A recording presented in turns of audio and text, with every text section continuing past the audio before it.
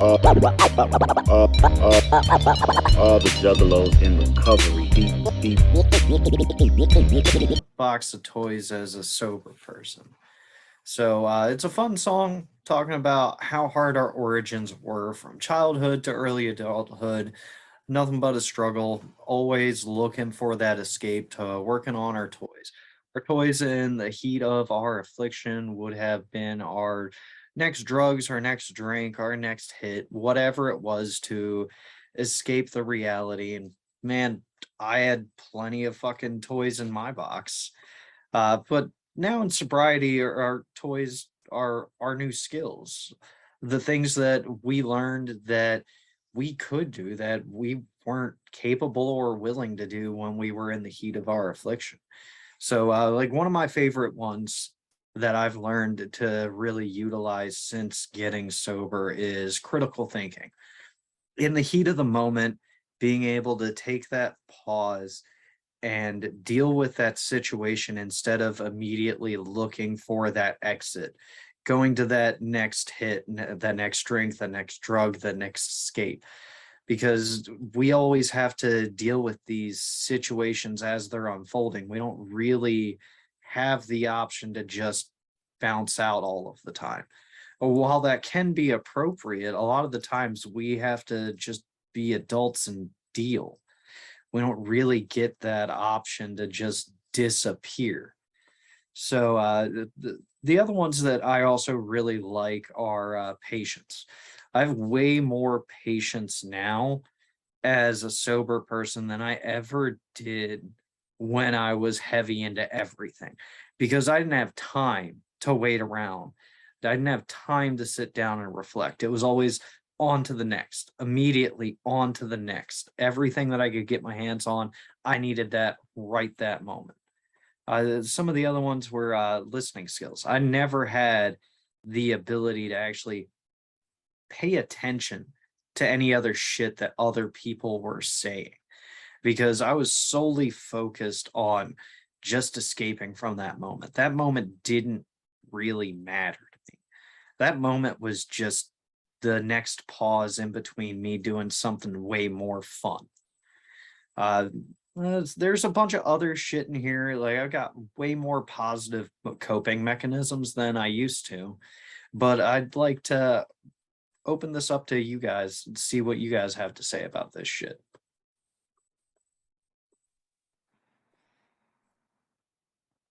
Bryant, Yo, you what's got up, Chris? anything to say on this one?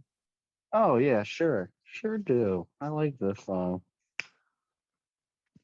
So yeah, my toy box was definitely like you're saying, it was that fight or flight. It was that run. It was pretty much empty besides the substance use. You know what I mean? Or the random sexual encounters, or the gambling, or the fighting, or the chaos. Right? That was the stuff that I lived off of in my toy box once upon a time. Right?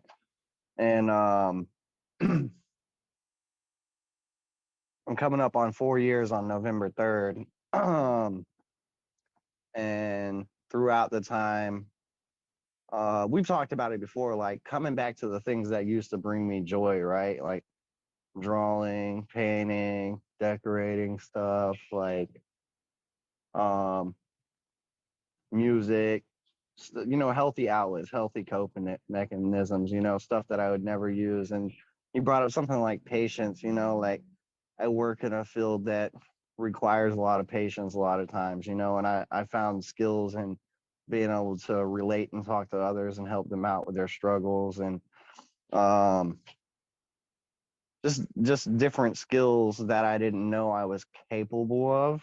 Um, and pushing myself to different things, like even in my day job, doing like the brick and the tile work and stuff. I didn't know I could do anything like that until I started doing it, even though I was naturally creative, but having something that I wouldn't say takes me away from the moment, but something that makes me feel like when it's complete, like, oh, I did something. You know what I mean? Um, which is, stuff that all developed throughout my recovery. Because if I got sober, I wouldn't have went back to drawing or the tattooing or painting stuff or working on my vest or, writing. I quit writing. I gave up a long time ago on that, and I still like to write now. I'll just like open the notes on my phone and start writing stuff just because it pops in my head. Still not good with lists though. I used to do them in early recovery, and I should go back to them because they did help when life gets lifey and chaotic. Um, but I kind of just do like a Buddhist thing and just try to go with the flow of life, and be able to look not through my eyes at every situation going on, being able to step outside of myself and taking things for what it is, which is something I learned throughout my recovery that took time and practice.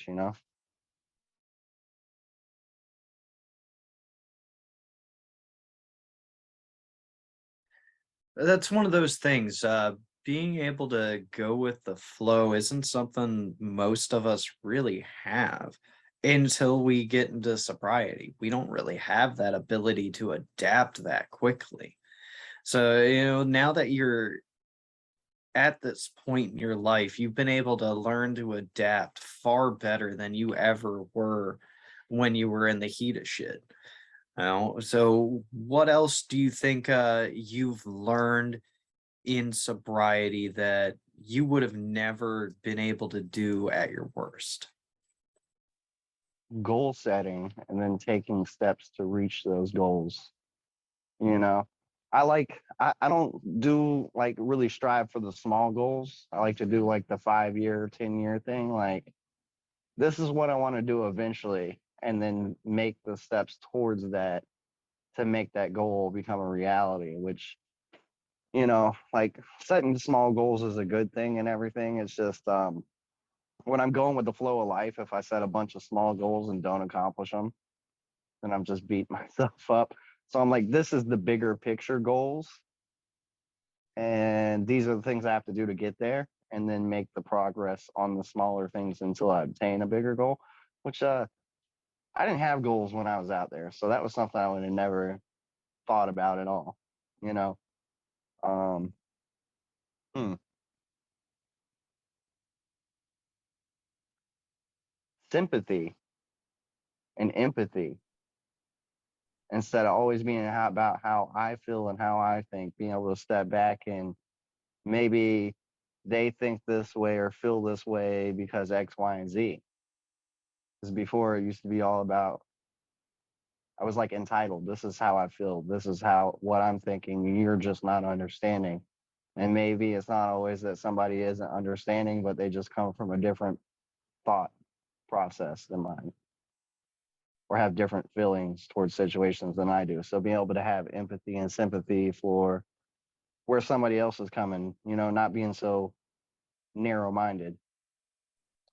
Yeah, I feel that. I I really didn't have shit for empathy before I got sober because I really didn't give a shit about other people because they weren't serving a purpose to me. Because unless you were there to facilitate something that I wanted, you had zero value. And now I do way more work for other people than I do for myself. Josie, you have anything that you want to talk about? What's in your toy box? Uh, Trying to think of things lately because dealing with a concussion and trying to draw or write and not have light is very difficult. But it's been amusing because I can still figure out ways to do it. But yeah, toolbox, trying to learn how to do things one-handed and not be scared to freaking ask for help anymore, not being a stubborn ass. Oh, that's a big one. Being able to accept and ask for help. Oh, that's huge. In and out of sobriety, man. That's amazing. Good on you. Oh, it's been difficult. And I've been a pain in the ass because I'm told, oh, don't use your hand. It's like you need both hands for legit everything in life. Even to draw, you need both hands. I learned because I fucked up what I was doing because the paper moved. Yep, I understand. I a couple years ago I lost the ability to use my hands for a little bit because I had a massive infection. So I ended up almost losing one of my hands. So I can sympathize with how that can actually go down. But I'm glad that you're learning to adapt. Oh yeah, adapt again, I would say. Readapt to nonsense of only having one hand and freaking doing shit. Very exciting. Not, it's boring, especially when you can't handle light for that long. I ain't learning to adapt is all we really do. I mean that's life. It's constant chaos, constant learning about the change that's happening and being able to just move on with it.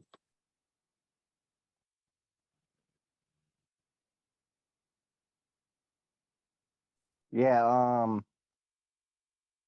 asking and receiving for help. I think even coming up on 4 years of sobriety, I still struggle with the asking for help thing because I'm stubborn to the point where I want to see if I can figure out or deal with something on my own before I dump my burdens on somebody else's plate, which is not always necessarily a good thing, but um I grow at the speed of pain usually. So, I will say, hey, I got too much going on. Like, uh, I just can't. I'll see you in 2 weeks or whatever, or hey, I'm baffled by this fucking situation and I don't know what to say to this person. Like, can you give me some advice? Like, I have those people that I call for certain things, but usually, I have to take a step back and, like Chris, you were talking about like critical thinking. Like, this is something different. Let me think about this and see what to do. And, like, because I learned through my own experience. So for me, like, a lot of stuff is facing it head on. And when I know that my way is not cutting it, or the different things I'm thinking are just not um, bearing any fruit, I know to ask for help. But if I had one broke hand, I would still be stubborn and not ask for help and go, I got this shit. Oh, I have been. I have been. I've got my ass yelled at a few times. It's kind of amusing.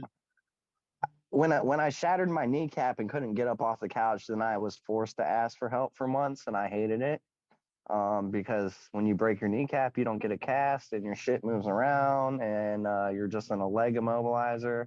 So you're just kind of fucked because it's like if you move, you're in pain. So you want to be in pain because you're stubborn, or you want to ask for help. So when I Oh, broke I've my been there kneecap, too.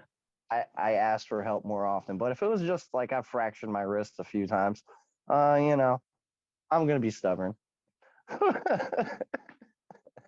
That just sounds like Mm. the majority of my life over here. I've had my hands and my feet rebuilt, and nothing ever stopped me except for me.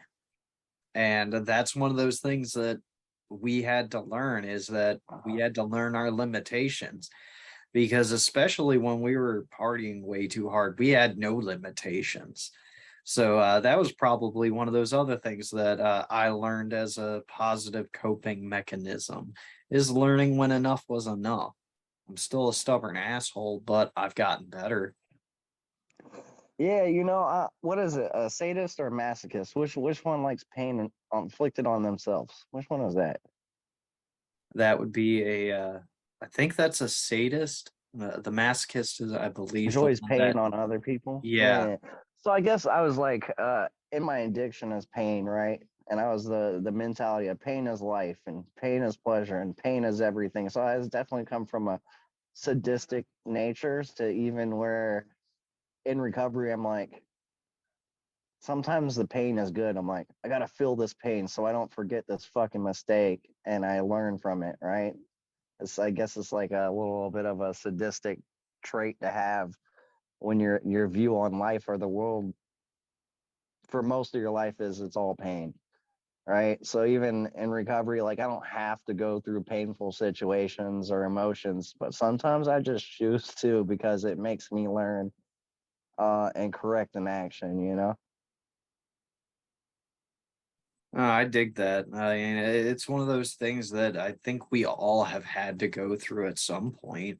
We've all had to deal with some kind of physical or emotional pain to get us the response that we needed to either make the change or accept the change. Oh, so on that note though, Toolbox, network, my network of people, my network that uplifts me, my network that I can talk to when shit's going sideways is probably one of the most critical tools I've gotten in recovery is finding real friends, real homies, community, group of like-minded people, my tribe, whatever you want to call it, that lift my moods and my spirits and guide me in ways that nobody would when I was out there. And even if they would try, I wouldn't have accepted it. You know, I think that was one of the most valuable tools. Yeah, no, I definitely feel that one. Josie, what do you think is your most valuable tool you've learned overall? Um, Probably community and freaking organization at this point. They both go hand in hand, I've realized.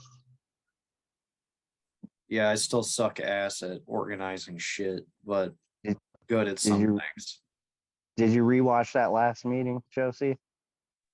No, not yet, because I've literally been in and out of wanting to sleep because of how much my head's hurt that I can't even listen to music half the time. So it's been Um, awful. But now I've been drinking a bunch of water and trying to eat shit here and there. So I've been getting a little bit better. it's on organization. You love it. Uh, well, I have organized chaos at the moment. So Oh, I thrive in the organized chaos. That's the life I live. I thrive in it too. I think that's most addicts. I thrive in the chaos as long as it's not inside of me. but yes, Yeah. exactly. Yeah, I am calm and serene, and everything around me is on fire. It's like the was it the Batman movie or the Joker movie where everything's exploding and he's just walking. I think it was the Joker movie with Heath Joker. Ledger. He's just Joker. walking down the road and everything's exploding around him. Yep, that is a great representation of what we have in life on most days. Everything is unstable except for us. I mean, that's a good representation of any juggalo that has found peace and comfortability in their own skin. Because I think, go into some of the most chaotic environments in our lifestyle, whether it be back home in our small town where shit's insane, or the big city, or the festivals and stuff we do. It gets pretty chaotic. And if you could be the one walking through the fires, able to put them out, like that's a good representation. I know, I agree. But unless anybody got anything else Not to share on always. this shit. Sometimes it's no fun. It's too much work. Life is always work. I Nothing. know, I know. Yeah, you just have to kind of accept it at this point. Work is life and life is death. So enjoy your days and moments as they pass. Yep. But unless you guys have anything else to share on Toybox, we'll go ahead and end this shit. No, man, not really. Just ready to Yeah. get this wedding over with and I'm return to good. normality. All right. I'm gonna go ahead and start ending some of our live streams real quick, and then we can just kind of bullshit. Yeah, I want to know how that YouTube worked for Oh, dude, that shit's so complicated. you. Like, no lie, I had to hook up a second webcam because of the way we have our YouTube profile set up. Like, even if you have your own channel, we don't really have access to the Juggalos in Recovery channel itself. So you have to log into the studio and go Yeah. live from it. You can't do it from Zoom. Yeah, I popped it up Isn't and there a had that thingy set that up does it all because though? There is, but the problem is since we all have to share access and we don't have all the same logins, Oh, it doesn't allow us to just integrate everything right off the bat because we don't have the direct login for the account. We just have like the ability to access and modify the channel, not necessarily like go through and be like the sole owner of the channel. So it's extra steps. yeah. So when I did it that one time, I went in YouTube Studio and it has a way to set a timer to start it, and